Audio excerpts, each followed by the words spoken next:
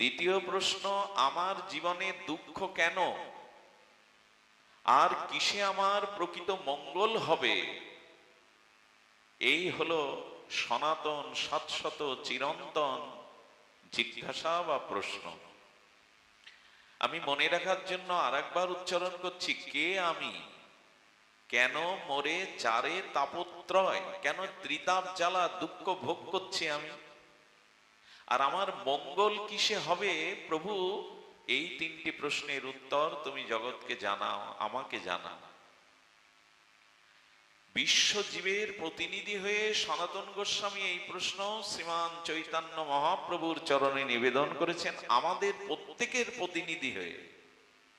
এই জন্য এই প্রশ্নত্রয়ী, এই তিনটি প্রশ্ন হলো সনাতন জিজ্ঞাসা, সকলের জিজ্ঞাসা, শাশ্বত জিজ্ঞাসা, চিরন্তন জিজ্ঞাসা। প্রথমেই আমরা আসি, কে আমি। এটা হাস্যকর জিজ্ঞাসা না? কে আমি, এটি প্রশ্ন করার বিষয়। হ্যাঁ, পথে যেতে যেতে প্রশ্ন করা যায়, আপনি কে, আপনার পরিচয় কি? এখানে প্রশ্ন হচ্ছে কে আমি। সারাটা জীবন অন্যের পরিচয় জেনে গেছি, আপনার পরিচয় কি, আপনি কে? নিজের দিকে আঙুল তুলে এই প্রশ্ন আজও কি করেছেন, কে আমি? সনাতনের জিজ্ঞাসা হলো কে আমি। এখানে বলছেন এই সংসার চক্রে এই প্রশ্নের তাৎপর্য সর্বাপেক্ষা প্রয়োজন। জীবের, প্রতিটি মানুষের এই প্রশ্নের উত্তর জানা একান্ত প্রয়োজন, খুব তাৎপর্যময়। কে আমি? সুধীবৃন্দ, এই কে আমি তাৎপর্যময় জিজ্ঞাসার উত্তর দিচ্ছেন মহাপ্রভু, এক এক করে সেটি শ্রবণ করুন। সারা জীবন অন্যকে প্রশ্ন করে এসেছি, আপনি কে, আপনার পরিচয় কি, কিন্তু সনাতন বলছেন কে আমি। আচ্ছা বলুন তো, সনাতন গোস্বামী জানে না কে সে? আমি জানি না আমার পরিচয় কি, আমার পিতামাতা কে, আমার জন্মস্থান কোথায়, কে আমি, আমি জানি না। এটা জিজ্ঞাসার বিষয় হলো? জিজ্ঞাসার বিষয় হলো তো আপনি কে। কিন্তু প্রশ্ন আসছেন কে আমি। এই প্রশ্ন করা, এই প্রশ্নের পিপাসা জাগা, আর এই প্রশ্নের সদুত্তর জানা, জীবনের সকল সমস্যার সমাধান এই প্রশ্নের মধ্যে। বড় বেশি তত্ত্বময় জিজ্ঞাসা এটি। এখানে ধ্যান দিন, মানুষ পথ চলতে চলতে এই জিজ্ঞাসাই করে, ব্যবহারিক দৃষ্টিতে তার একটি উত্তরও আসে। সেই উত্তরটা কি আসে? যে কে আপনি, এই প্রশ্নের উত্তরে আমরা আমাদের পরিচয় যেটা দিই সেটা বাহ্যিক পরিচয়, বৃত্তির পরিচয়। আমি বিল্বমঙ্গল, আপনার জিজ্ঞাসায় বলে আমি বিল্বমঙ্গল, এটা আমার নাম পরিচয়, এটি আমার প্রকৃত পরিচয় নয়। কারণ আমি নাম নিয়ে কি জন্মেছিলাম? কথা বলুন, নাম নিয়ে কি জন্মেছিলাম? নামটা কেউ আরোপিত করেছে তো, আমার নামটা কেউ রেখেছে। এই জন্য কে আমি যদি বলি আমি বিল্বমঙ্গল, এ প্রশ্নের উত্তর যথার্থ নয়। এটা নাম বাচক, কেউ নামটাও অর্পণ করেছে, আমার রেখেছে, এটা আমি না। আচ্ছা, যদি কেউ বলে আমি বিদ্বান, জানো কে আমি বিদ্বান, এই বিদ্যাটা তার শাশ্বত পরিচয় নয়। এই বিদ্যাটা তার এই জাগতিক অর্জন করায় একটি সার্টিফিকেট মাত্র, অধ্যাবসায়, অনুশীলন, পড়াশোনার দ্বারা অর্জন, এটি তার শাশ্বত পরিচয় নয়। কি করে বোঝাই বলুন তো? আমি যদি বলি অমুকের বাড়ি কই একটু দেখিয়ে দিতে পারেন, বলছেন চিলেকোটায় কাক বসে আছে, ওইটা ওনার বাড়ি, এটি কি যথার্থ বাড়ির পরিচয় দেওয়া হয়? কাক বসে আছে চিলেকোটায়, ওইটাও বিমল বাবুর বাড়ি বললাম, কিন্তু বলতে বলতেই তো কাকটা উড়ে যেতে পারে, প্রমাণ করব কি করে ওটা বিমল বাবুর বাড়ি? আমি বিদ্বান, আমি ব্যবসায়ী, আমি চাকরিজীবী, আমি নেতা, আমি পাঠক, আমি অমুক, এই পরিচয়গুলো এই কাক বসা চিলেকোটা বাড়ির পরিচয়ের মতো। এগুলো আমাদের শাশ্বত পরিচয় নয়, চিরন্তন পরিচয় নয়। এই পরিচয় নিয়েও আমরা আসিনি। আমি বিদ্যা অর্জন করেছি, আমি ধনবান হয়েছি, রূপবান হয়েছি, বিদ্বান হয়েছি, সব এখান থেকে নিয়ে। এটি এই জগৎ থেকে নেওয়া একটা উপাধি, এটা আমার পরিচয় নয়। কিন্তু যদি বলা যায় বটগাছালা বাড়ি বিমল বাবুর বাড়ি, আগের পরিচয় থেকে এই পরিচয়টা একটু স্থায়ী হয়, কারণ কাক, বটগাছ কাকের মতো উড়ে যায় না।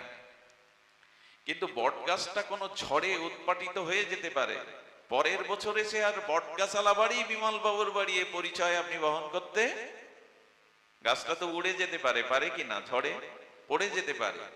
এমন একটা পরিচয় দিতে হবে যে পরিচয় উড়ে যাবে না, যে পরিচয় ঝড়ে ভেঙে যাবে না, যে পরিচয় শাশ্বত চিরন্তন পরিচয়। সেই পরিচয় মহাপ্রভু দিচ্ছেন। বড় মার্মিক কথা, যদিও তত্ত্ব কথা এখন মানুষ শুনতে চায় না, লীলা কথা শুনতে চায়, আবেশের কথা শুনতে চায়, কিন্তু বলেছে এই তিনটি প্রশ্নের উত্তরের উপরে আমাদের জীবনের কল্যাণ মঙ্গল নির্ভর করছে। মহাপ্রভু এবং সনাতনের অপূর্ব এই মেলবন্ধন। উনি জ্ঞানের খনি, ঘনীভূত জ্ঞান ভক্তির মূর্তি, আর উত্তরদাতা হলো তিনি প্রেম পুরুষোত্তম রাধা কৃষ্ণ মিলিত তনু শ্রীকৃষ্ণ চৈতন্য মহাপ্রভু। এটা তার ওই পরিচয় শুধু নয়, উত্তরদাতা কে? যিনি নিখিল বিশ্বের শ্রেষ্ঠতম পণ্ডিত, নিমাই পণ্ডিত। সন্ন্যাস নেওয়ার আগে মহাপ্রভুকে কি বলা হতো? নিমাই পণ্ডিত। দিগ্বিজয়ী পণ্ডিতকে পরাস্ত করে নবদ্বীপের বিজয় গৌরক ভারত রত্ন শ্রীমান মহাপ্রভু, তখন মহাপ্রভু না নিমাই পণ্ডিত, বিদগ্ধ দিগ্বিজয়ী পণ্ডিত যার সামনে আসতেন না যে তর্কে পরাস্ত হতে হবে। সার্বভৌমের একটি শ্লোকের ব্যাখ্যা 61টা শ্লোক রচনা করে দিয়েছিলেন মহাপ্রভু। বড় বড় চোখে এই বেদজ্ঞ বলেছিলেন, কে তুমি? ঈশ্বর ছাড়া কারো এই প্রজ্ঞা হতে পারে না। ঈশ্বরেরও ঈশ্বর, সর্বেশ্বর রাধা কৃষ্ণ মিলিত তনু শ্রীকৃষ্ণ চৈতন্য মহাপ্রভু, তার উত্তর কেমন হতে পারে? কে আমি? বটগাছালা বাড়ি নয়, কাক বসা চিলেকোটায় এ পরিচয় নয়। এই পরিচয় দিচ্ছেন না মহাপ্রভু। যে পরিচয় দিচ্ছেন সে পরিচয় জানতে পারলে আমাদের জীবনের অনেক কিছুর সমাধান, অনেক কিছু কেন সব কিছুর যন্ত্রণার অবসান সমাধান হতে পারে। যদি বলি কে আমি, এ তো সকলে জানে। এখানে যারা এসছেন যদি প্রশ্ন করেন কে আমি নিজের দিকে, তো সবাই এ প্রশ্ন উত্তর দিতে পারবে। কিন্তু মহাপ্রভু আমাদের মতো নন। তিনি কি বলছেন আমাদের শ্রবণ করা দরকার। আচ্ছা, আমি হাত, আমি পা, আমি মাথা, আমি এই হাত পা চোখ কান নাক মুখ, এগুলো আমি বলি কি কখনো? ধ্যান দিয়ে শুনুন। আমি হাত, একেও বলেন। আমি পা, একেও বলেন। এই বলেন যে আমার হাত, আমার পা, আমার মস্তক, আমার চক্ষু। কিন্তু কেউ কি কখনো বলেন মনের ভুলেন আমি চোখ, আমি কান, আমি পা? বলেন না, মানে এগুলি আপনি না বিধায় বলেন না। এটা বট গাছ কেউ বলবেন? ভক্তি দেবীকে, তুলসী মহারানীকে বট গাছ কেউ বলবেন? তেমনি আমরা যে পরিচয় মহাপ্রভুর কাছ থেকে গ্রহণ করবার জন্য সনাতন জিজ্ঞাসা করেছেন, সেই পরিচয় শাশ্বত হতে হবে। এত ভূমিকা রাখছি কেন জানেন? বারবার যেন আমাদের চিত্তে আছে যে আসলে কে আমি। আমি হাত, আমি পা, আমি শরীর, এগুলি না। বলি আমার হাত, আমার পা, আমার মাথা, আমার চোখ, আমার কান। আমি কে? এই প্রশ্ন করুন তো এবার। আমার হাত, আমার মাথা, হ্যাঁ, আমার চক্ষু, আমার কান, আমি কে? আমি আবার কিন্তু বলছি আমি হাতে বলি না, আমি মাথায় বলি না। তাহলে হাত আমি না, চোখ আমি না, কান আমি না, শরীর আমি না, তো আমি কে? এগুলো বলি যে আমার চোখ, আমি চোখ, এটা বলি না তো। তাহলে আমিটা কে? এই আমি কে? এটি জগতের 700 জিজ্ঞাসার অন্যতম। আমরা কাল বিলম্ব না করে মহাপ্রভুর উত্তরটা নেই। মহাপ্রভু বলছেন, তার পরিচয় আপনারা ইতিপূর্বে জেনেছেন, তিনি জানিয়েছেন, কিন্তু আমরা তত্ত্বত সিদ্ধান্তটা গ্রহণ করতে পারিনি, অনেকেই গ্রহণ করিওনি। কিন্তু জানা বিষয় আবার বলি, মহাপ্রভু পরিচয় দিচ্ছেন, জীবের একটাই পরিচয়, জীব নিত্য কৃষ্ণ দাস। পরিচয়টা কি দিলেন মহাপ্রভু? জীব, প্রতিটি জীব নিত্য। নিত্য মানে এই জন্মে আমি এই শরীর পেয়েছি, এই নাম পেয়েছি, এই রূপ পেয়েছি, আগামী জন্ম হুবাহু এটা পাবো তো? এই নাম, এই পরিচয়, এই রূপ পাবো তো আগামী জন্মে? পাবো না। কিন্তু এখানে মহাপ্রভু বলছেন, তোমার যে পরিচয়টা আমি দিচ্ছি, এটা বটগাছালা বাড়ির পরিচয় না, কাক বসা চিলেকোঠায় বাড়ির পরিচয় না। এ পরিচয় কেউ ভেদ করতে পারবে না, কেউ ধ্বংস করতে পারবে না, কেউ লঙ্ঘন করতে পারেনি। এটাই তোমার শাশ্বত পরিচয়। সেই পরিচয় কি? নৃত্য। এই জন্মে আমি যার পুত্র হয়েছি, আগামী জন্মে তার পুত্র হব এমন কথা নয়, হবেও না। এ জন্মে যিনি আমার গর্ভধারিণী হয়েছেন, আগামী জন্মে তিনি আমার গর্ভধারিণী হবেন, বা গত জন্মে তিনি মা ছিলেন এমন নয়। এই স্ত্রী পুত্র বান্ধব হাজার হাজার বার, কোটি কোটি বার বদলেছি। কিন্তু মহাপ্রভু যে উত্তর দিচ্ছেন, তার নিত্য, অর্থাৎ অনন্ত অনন্ত অনন্ত কাল ধরে এই পরিচয় নষ্ট হবে না, লঙ্ঘন হবে না। সেটি হলো জীব নিত্য। নিত্য মানে চিরদিনের পরিচয় হলো তুমি কৃষ্ণের দাস। নামের টাইটেলে দাস লিখি, কিন্তু কৃষ্ণ দাস এই অভিমান আছে তো? আর সেরূপ কাজ করি তো? যখনই জীব নিত্য কৃষ্ণের দাস এই কথা ভুলে গেছে, তখনই সে তার নিজের পরিচয়, আচ্ছা নিজের পরিচয় যে দিতে পারে না, তাকে কি বলবেন? মানসিক ভারসাম্যহীন, তাই কি?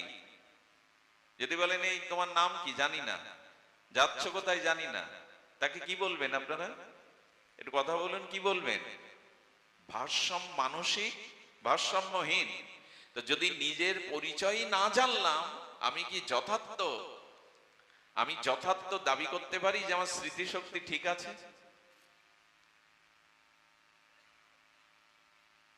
বাইরে যদি কেউ বলে আমি আমার নাম জানি না, কোথায় যাবও জানি না, আমার বাবা মার পরিচয় আমি জানি না, তাকে তো বলবেন উন্মাদ, পাগল, ভারসাম্যহীন। তা আজ পর্যন্ত নিজের পরিচয় জানলাম না, তো আমি কি? আমিও কি যথার্থ মানুষ বলে, আমিও যথার্থ বুদ্ধিমান বলে, আমি যথার্থ তত্ত্বজ্ঞ বলে দাবি করতে পারি যদি নিজের পরিচয় না দিতে পারি? মহাপ্রভু তার পরিচয় দিতে কে বলছেন? ন চ বিপ্র, ন চ ক্ষত্রিয়। আমি ব্রাহ্মণ নই, ক্ষত্রিয় নই, শূদ্র নই, আমি রাজা নই, নৃপতি নই, আমি নৃপতি নই, আমি গৃহস্থ নই, আমি বানপ্রস্থি নই, আমি সন্ন্যাস নই। তবে তোমার পরিচয় কি? গোপী ভট্ট পদ কমল দাস আনো দাস। গোপীদের যিনি ভট্টা, প্রভু স্বামী, সেই গোবিন্দের চরণের দাসেরও দাসেরও দাসরে অনুদাস, এই পরিচয় মহাপ্রভু দিচ্ছেন। গোপী ভট্ট পদ কমল দাস আনো দাস। শ্রীকৃষ্ণ চৈতন্য মহাপ্রভু নিজের পরিচয় দিচ্ছেন, আমি ব্রাহ্মণ না, আমি ক্ষত্রিয় না, আমি বৈশ্য না, আমি শূদ্র না, আমি জ্যোতি না, আমি সন্ন্যাসী না, আমি গৃহী না, আমি বানপ্রস্থি না। গোপী ভট্ট পদ কমল দাস অনুদাস, এই মহাপ্রভু পরিচয় দিচ্ছেন। পরিচয় জানতে পারলাম না, কাল চলে গেল, বয়স চলে গেল, জীবনও চলে যাচ্ছে। রবীন্দ্রনাথ বলেছিলেন, এই জন্য জীবনের প্রথম সূর্য উদিত হয়ে প্রশ্ন করেছিল, কে তুমি? সেই সূর্য উদিত গগনে অস্তমিত হতে চলেছে, জীবনের শেষ সূর্য প্রশ্ন করে গেল, কে তুমি? উত্তর মেলেনি। জন্ম নিলাম, পরিচয় দিলাম অমুক তমুকের, আবার মরেও যাওয়ার আগে নিজের পরিচয় নিয়ে মরতে পারলাম না। খুব সার্থক জীবন আমাদের। যে পরিচয়ে এলাম ওটা শাশ্বত পরিচয় নয়, আর যে পরিচয় নিয়ে মারা গেলাম সেটিও শাশ্বত পরিচয়। তাই জীবনের জন্ম প্রভাতে যে প্রশ্ন এসেছিল তার উত্তর মেলেনি, মৃত্যুর সময় ওই প্রশ্নের উত্তর মেলেনি। করলামটা কি সারা জীবন? এই জন্য মহাপ্রভু বলছেন তুমি নিত্য কৃষ্ণ দাস, এই তোমার পরিচয়, এই সনাতন জিজ্ঞাসার সনাতন উত্তর, তুমি কৃষ্ণ দাস। আর মহাপ্রভু গীতাতে পরিচয় দিয়েছেন, মামৈ বাংশ জীবলোক জীবভূত সনাতন মনঃষ্টানি ইন্দ্রাণী প্রকৃতি স্থানী কর্ষতি। মহাপ্রভু বলছেন জীব আমার, মামৈ বংশ, জীব আমার অংশ, জীব আমার। একটি কথা বলি, কৃষ্ণ যখন বলছেন গীতাতে জীব আমার, এটাই শাশ্বত সত্য। পৃথিবীর কেউ যখন বলে তুমি আমার আমি তোমার, এর থেকে ডাহা মিথ্যা কথা জগতে দ্বিতীয়টা নেই। অথচ আমরা এই জালে ফেসে আছি, স্ত্রী আমার, পুত্র আমার, কন্যা আমার, তুমি আমার, আমি তোমার, তুমি আমার। আচ্ছা, তুমি আমার আমি তোমার, যেদিন কাল বা মৃত্যু আসে সেদিন এই পরিচয় তাকে রাখতে পারি তো? তুমি আমার পারি কি? যে পরিচয় দিয়েছিলাম আমার দেহ, মৃত্যুর পর যখন বাষ্প হয়ে জল মিশে গেল, বাষ্প হয়ে মিশে গেল, চিতার ছাই হয়ে মাটিতে মিশে গেল, নিঃশ্বাসটা বায়ুমণ্ডলে মিশে গেল, আমার বলে ওই জিনিসগুলো রাখতে পারলেন তো মরার পরে? কথা কি বোঝা যায়? আমি আসলে কি শুরু করেছি জানি না, কিন্তু সামনেই এটি প্রকাশ হয়েছে, এই জন্য বলতেই হবে। আর এই জিজ্ঞাসা খুবই দরকার। পরিচয়বিহীন আর কত জন্ম, পরিচয়বিহীন থাকাটা উচিত নয়। আমি আমার দেহ বলছি, অথচ দেহ থেকে নিঃশ্বাসটা চলে যাচ্ছে আর নিতে পাচ্ছি না। নিঃশ্বাস ছেড়ে দিলাম, আমার না, বায়ুমণ্ডলে মিশে গেল, ছাই হয়ে মাটিতে মিশে গেল, মাটিটা ওটা আমার কোথায়? পাঁচটা জিনিস পিতামাতা কুড়িয়ে আমার এই শরীরটা দিয়েছিলেন, আবার পাঁচটায় মিশে গেল, এগুলো কই আমি? কিন্তু মিশে গেল, পরিচয় নয়। এই জন্য বলছেন যে দেখো তুমি নিত্য কৃষ্ণ দাস, তুমি ভগবানের অংশ। তাই জগতে যে যাই বলুক তুমি আমার আমি তোমার, এর থেকে ডাহা মিথ্যা জগতে হতে পারে না। কিন্তু কৃষ্ণ যখন বলে তুমি আমার, আর জীব যখন বলে হে কৃষ্ণ তুমি প্রভু আমি দাস, এটাই হলো জীবের শাশ্বত চিরন্তন, এই হলো পরিচয়। ভগবান বলে আমার, এটাই আমার পরিচয়, আমি তার ছাড়ার কারণ নই। কেমন জানেন আমি তার ছাড়া কারণ নই? যাদের জন্য টাকা পয়সা রোজগার করে সত্য মিথ্যা মিশিয়ে, শত্রু মিত্র মিশিয়ে এই সংসারে করে গেলাম, আমার মৃত্যুর পরে আমার পাপের ভাগ, আগামী জন্মে আমার কর্মফলের ভাগ কে নিয়েছে আজ পর্যন্ত সামনে এনে দেখান। ওই যে বলি না তুমি আমার, তোমার ব্যথায় আমি ব্যথিত, তোমার জন্যই আমার জীবন। বলুন আপনার কর্মের ভোগ বা পাপের ভাগ কে নিয়েছে আজ পর্যন্ত? আমাকে বলুন। এই স্ত্রী পুত্র নেবে তো? এই সংসারে যাদের আমার বলছি আগামী জন্মে আমার কর্মফলের পাপের, এরা নেবে তো দায়িত্ব? কিন্তু কৃষ্ণ বলছেন আগামী জন্মে তোমার সাথে পিতা যাবে না, মাতা যাবে না, পুত্র কন্যা বাড়ি গাড়ি বিষয় সম্পত্তি বিদ্যা যাবে না, কিন্তু জেনে রাখো তুমি যেখানেই যাবে, যে কুলেই জন্মাবে, আমি তোমার হৃদয়ে বসে থাকবো, আমি তোমায় ছেড়ে কোনো কালে যাইনি, যাবার সম্ভাবনাও নাই। আত্মাটা আপনাকে ছেড়ে গেলে আপনি জীব হতে পারতেন, জন্ম নিতে পারতেন আত্মা না থাকলে? তো ওই আত্মা ভগবানের অংশ বলছে সব ছেড়ে চলে গেছে। কেউ তোমার দুঃখের ভাগ সুখের ভাগ আগামীতে নেবে না, আমি নেব। এই দেখো আমি তোমার হৃদয়ে। কি মার্মিক কথা জানেন? আমি যদি মহা অপরাধ করি, মহা অপরাধ, তবে মলমূত্রের কীট হয়ে জন্মাতে হবে আমাকে। ব্রাহ্মণ বৈষ্ণব মহা অপরাধী করলে মলমূত্রের কীট হতে। আচ্ছা, মলমূত্রের কীটের মধ্যে আত্মা আছে কিনা? আছে কিনা? আচ্ছা, মলমূত্রের মধ্যে কীটের মধ্যে যে আত্মা, সাধুর মধ্যে আত্মার পার্থক্য আছে কি? কথা বলতে হবে, পার্থক্য আছে কি? আত্মা তো একই। তো মলমূত্রের মধ্যে যে কীট, ওই কীটের মধ্যে আত্মারূপে ভগবান ওখানে গেল কেন? এই প্রশ্নের উত্তর কি? আহা, তুমি ওর মধ্যে গেছো কেন প্রভু? তুমি বন্দনীয় চরণ, তুমি সচ্চিদানন্দ ভগবান, তুমি মলমূত্রের কীটের মধ্যে ওর হৃদয় কেন? ভগবান বললেন অপরাধের কারণে, পাপের কারণে ওকে ছেড়ে সবাই চলে গেছে, না আমি ওকে ছেড়ে যাইনি। আমি ছেড়ে গেলে ওর কোনো গতি হতো না। এই জন্য আমি ওর হৃদয়ে আজও বসে আছি। ওরে, তোকে আবার মনুষ্য জন্ম দেব, আবার ভজন করে আমার যতদিন না করতে পারবো তোকে, ততদিন আমি তোকে ছাড়বো না। সবাই ছেড়ে গেলেও আমি তোকে ছাড়বো না। এ কি আবেগের কথা? এ কি আসরে শ্রোতাদের মন গলানোর জন্য চোখে জল এনে আবেগের কথা নয়।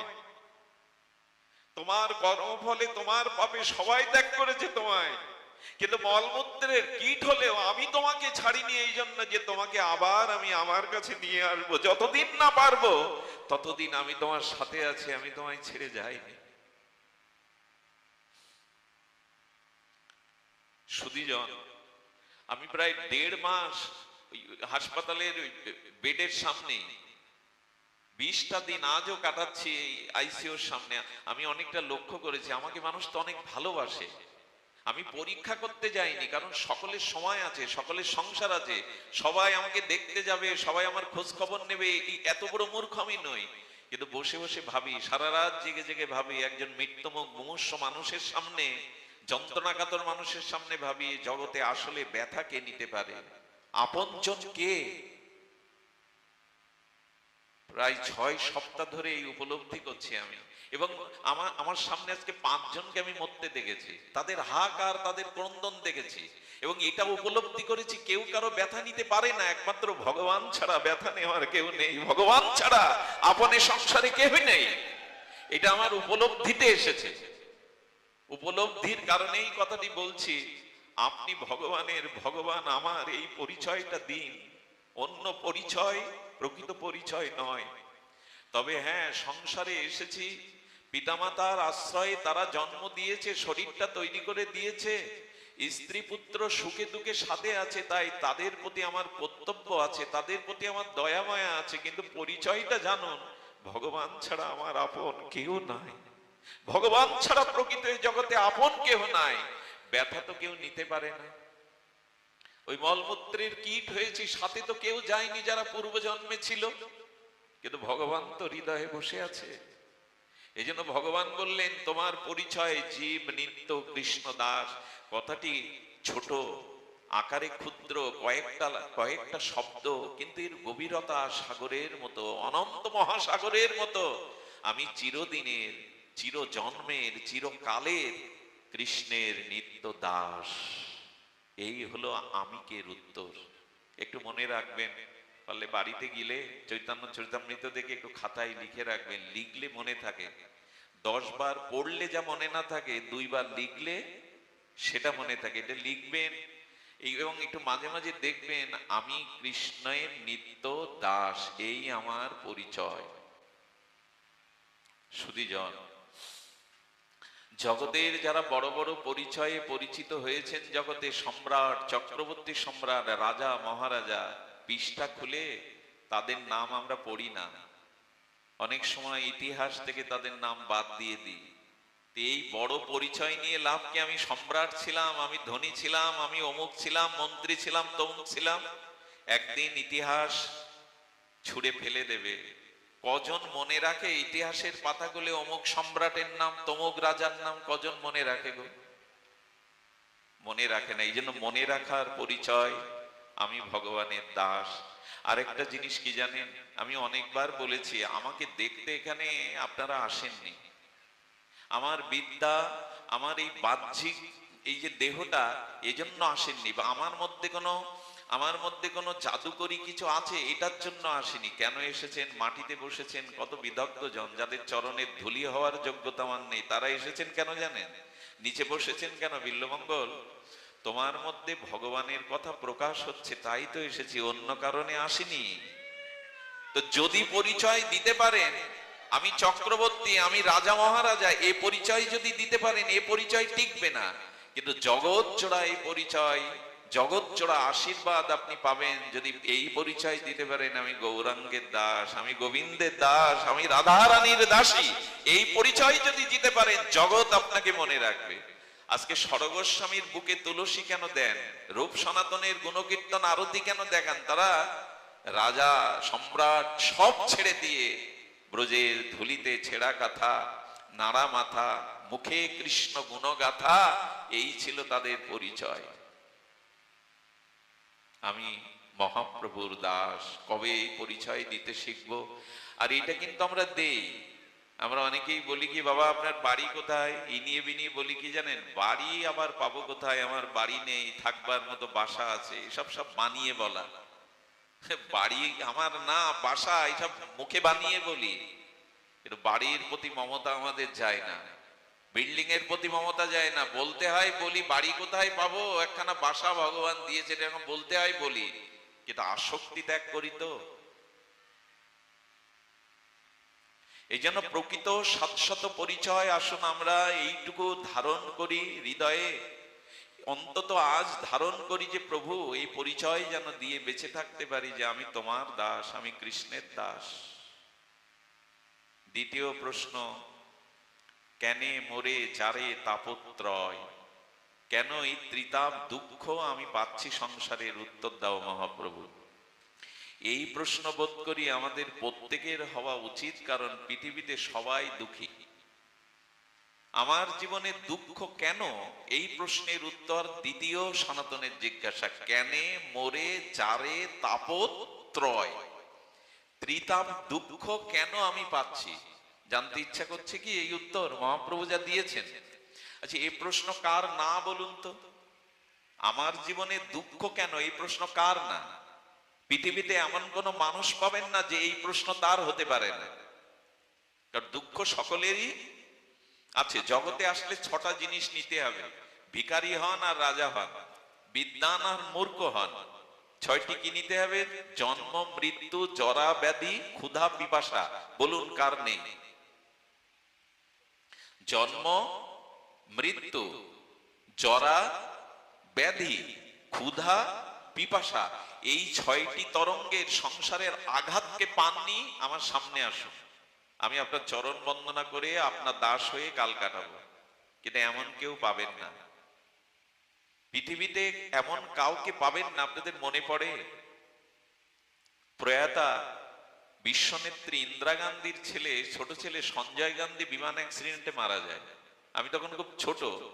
দিল্লিতে ইন্দিরা গান্ধীর সামনে সঞ্জয় গান্ধীর চিতা জ্বলছে, উনি দাঁড়িয়ে দাঁড়িয়ে দেখছেন। উনি তখন বিশ্বনেত্রীর সম্মানে ভূষিতা হয়েছেন, সাধারণ নন উনি, শ্রীমতী ইন্দিরা গান্ধী সাধারণ নন। তো উনি দেখছে যে তখন উনি প্রাইম মিনিস্টার, তখন প্রজাতন্ত্র ভারতেরই তিনি প্রাইম মিনিস্টার, প্রধানমন্ত্রী তিনি, এমনকি বিশ্বনেত্রীও বলা যায়। তিনি দেখছেন তার সন্তানের চিতা জ্বলছে, যেভাবেই মরুক, যে কারণেই মরুক, রাজনৈতিক কারণ, অমুক কারণ, তমুক কারণ, মা হয়ে দেখতে হচ্ছে, আটকাতে পারিনি। আচ্ছা, রামচন্দ্র বনবাসের কারণে তার পিতা দশরথ মরে গেল, তুমি ভগবান তোমার পিতার মৃত্যু আটকাতে পারলে না ভগবান? রামের কারণে মরল কিনা দশরথ, না কার কারণে মরল? পুত্র শোকেই তো দশরথ। আচ্ছা, মা বিধবা হলো, 3 মা বিধবা হলো, নিজের পিতা মারা গেল, রামচন্দ্রের কিছু করার ছিল না, তুমি ভগবান কিছু করতে পারোনি? মর্যাদা পুরুষোত্তম দেখাচ্ছেন, এই জগতে আসলে আমি ভগবান হই আর যাই হই, পিতৃ বিয়োগ, এই দুঃখ আমাকেও পেতে হয়। এই জগৎ আমাকে দেখে শেখো আমি ভগবান, মর্যাদা পুরুষোত্তম রামচন্দ্র। আমার কারণে আমার পিতা মারা যায়, কিন্তু মা বিধবা হয়, আমাকে বনবাসে যেতে হয়, আমার স্ত্রীও হরণ হয়, আমাকেও স্ত্রী খুঁজতে হয়, কাঁদতে হয় জগতে। রঘুপতি রামচন্দ্র বলছেন, আমার যদি এই দুঃখ হয়, আমার মাঝে মাঝে মনে হয় ভগবানের দুঃখগুলো যদি আমি সিরিয়াল করে আপনাদের বলি, তো আপনার দুঃখের কথা তুলবেন না কোনোদিন। শ্রীকৃষ্ণের 6 দিন বয়সে পুতনা তাকে বিষ খাইয়ে মারতে গেল, সারাটা জীবন তার যুদ্ধ বিগ্রহ কেটেছে, অগাসুর বকাসুর আর বৃন্দাবনে সমস্ত সময় তার শত্রু। তৃণাবর্ত থেকে শুরু করে, কংস থেকে শুরু করে, জরাসন্ধ থেকে শুরু করে, শিশুপাল থেকে শুরু করে, কতটা যুদ্ধ বিগ্রহ তাকে পেতে হয়েছে। 56 কোটি যদুবংশের মধ্যে হাতে গোনা 3 জন 4 জন বাদে মরতে দেখতে হয়েছে কৃষ্ণকে। শ্রীকৃষ্ণের ছেলে শাম্বও কৃষ্ণের কথা মানেনি। মুনি ঋষি থেকে পুরুষদেরকে গর্ভধারিণ সাজিয়ে ঋষিমণিদেরকে উপহাস করছে, দেখেন তো এর পেটে ছেলে